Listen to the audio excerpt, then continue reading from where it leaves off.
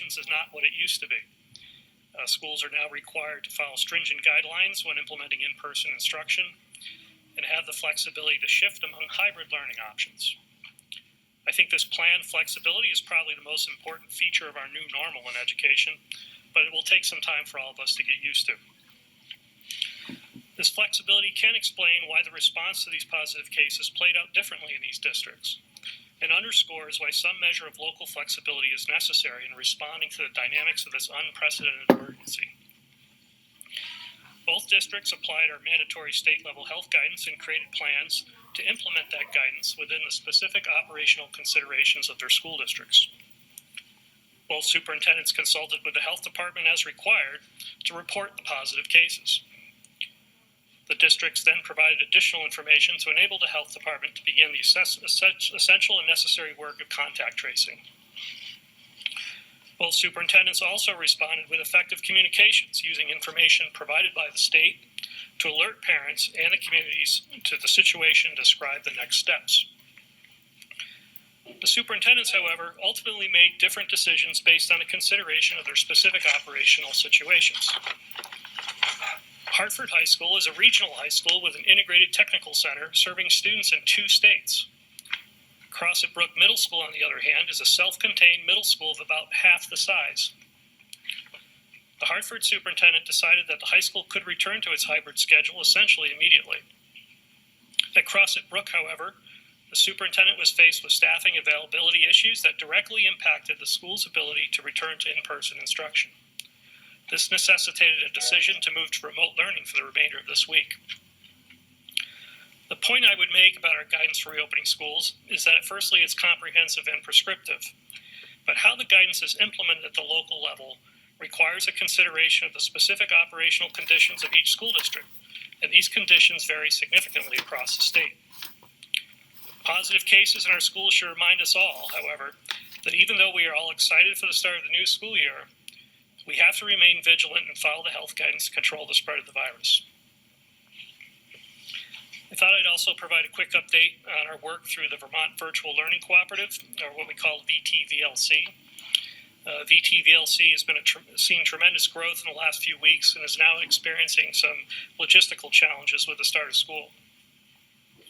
VTVLC was originally organized about 10 years ago under a cooperative model.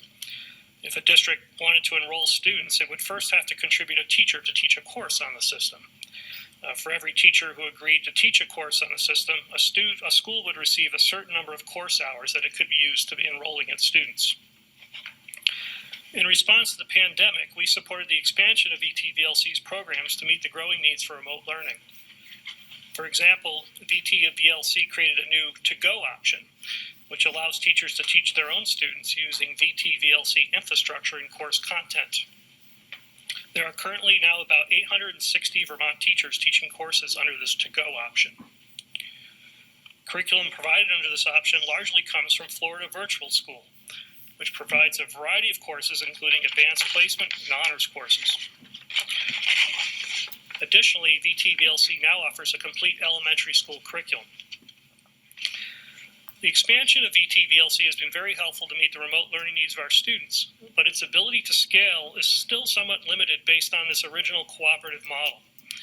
In the last couple of weeks, there have been many additional requests for student enrollments, but these requests have not been necessarily matched by new teachers coming into the system, which has led to some of the bottlenecks that we're now seeing.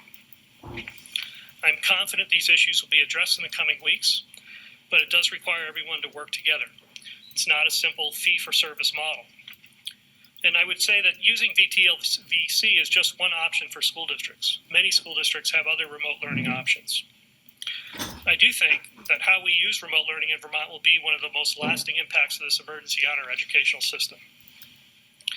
All in all, I think the reopening of our K-12 schools is going well, in spite of the small number of positive cases and the logistical challenges with provisioning online learning.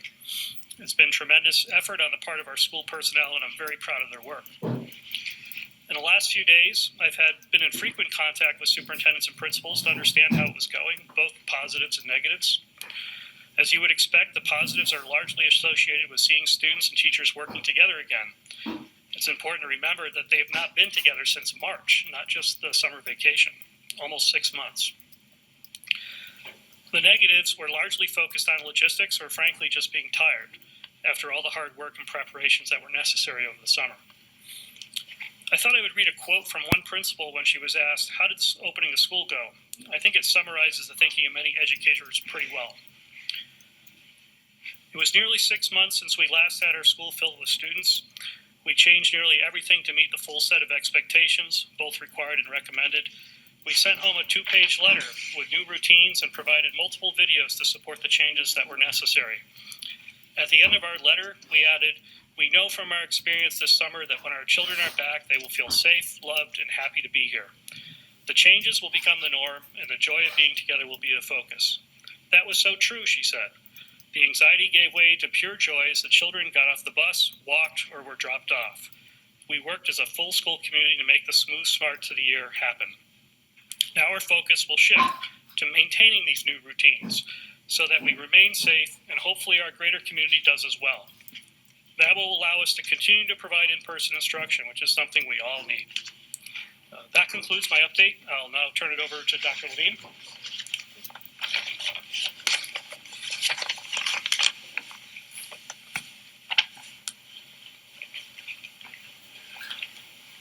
Thank you.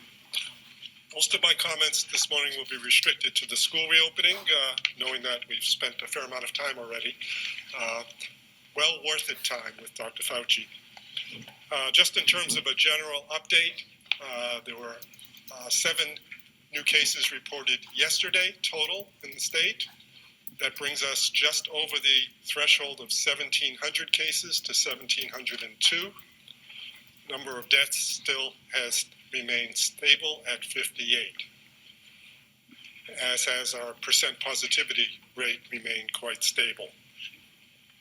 The only other piece of news is I had my weekly call with all of the colleges in the state earlier this morning, and if I could characterize that, it was tremendously upbeat. I felt like I was talking to proud parents who had chaperoned their students through the beginning of their school year successfully. Getting to the topic at hand, as you've already heard, the health department was informed earlier this week of a small number of confirmed cases of COVID-19 associated with 2 schools in Vermont. Because these were the first cases reported since the start of the school year, I want to take a few moments to share with you the actions being taken. While we obviously hope to avoid cases once schools reopened, as we've said all along, this is not unexpected. First and foremost, I want the parents, families, students, teachers, staff, and administrators at these and all of Vermont schools to know that have been preparing for this since schools first closed at the start of the pandemic, that we are ready. The health department was informed of the cases through laboratory test reporting on Sunday. That day, our epidemiology team reached out to school officials and have been working closely with them since to identify anyone who may have been affected or exposed. The contact tracing team has been reaching out to close contacts to provide the guidance they need and to identify anyone who may need to quarantine.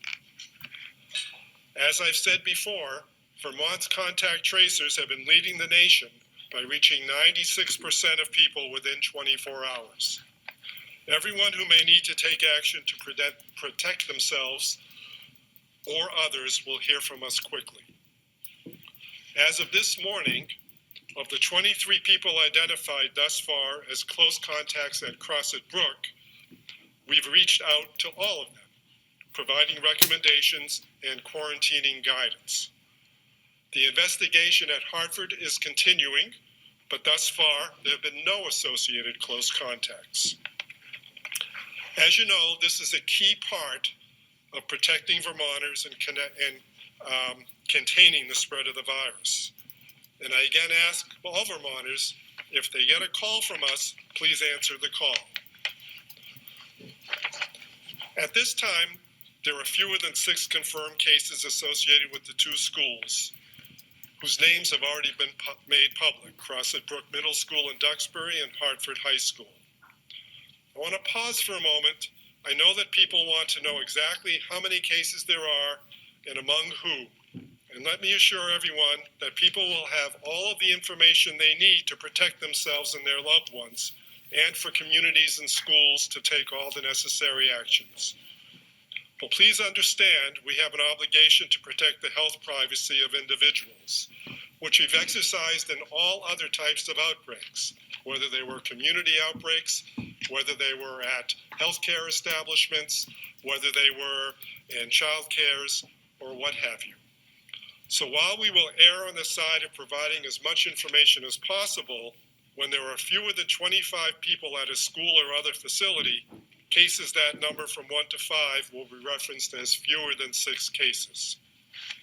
We'll continue to work closely with schools and their communities, keeping people informed. In addition, we're working on sharing school data in a manner that is both transparent and protects the privacy of individual students and teachers. School-level data will be made available in the coming days. As I've said before, this is the work of public health. In any situation, especially involving our schools and our children, we'll ensure everyone has the information they need, with the goal of keeping schools healthy and open. And as a reminder for everyone, we have to continue to think of this, unfortunately, as the new normal, at least for a while longer, which means an essential part of reducing the chance of outbreaks and illness in all of us is keeping up and building into our everyday lives the key steps to staying healthy and preventing the spread of virus, just like Dr. Fauci reinforced, and we've stated here quite frequently. Wear a mask, be physically distanced by 6 feet or more, avoid crowded spaces, wash your hands a lot, stay home when you're sick.